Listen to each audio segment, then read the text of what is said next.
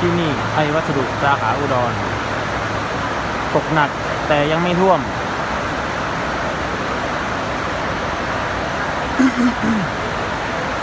ถ้าที่นี่ท่วมที่อื่นจมบาดาล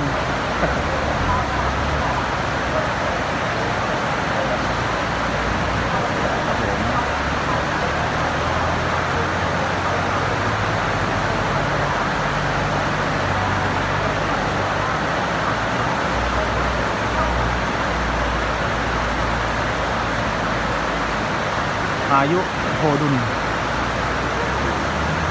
หนักมากลูกค้าฝรั่งเปียกฝนเปียกฮอดหำ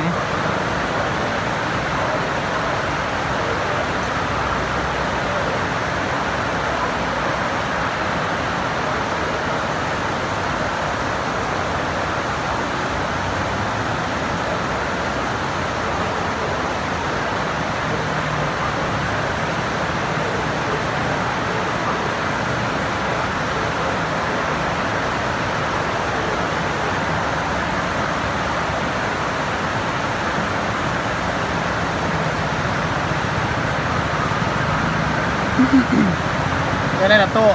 เปียกว่าเจ้าฝรั่งครับผมเปียกว่ายอด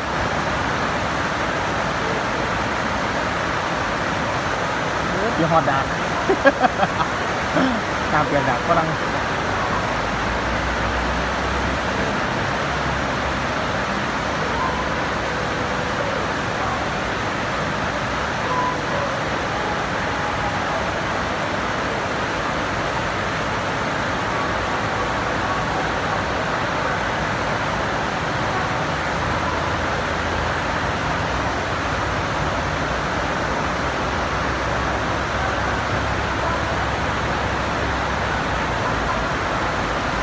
ตามสถานการณ์ฝนตกใหม่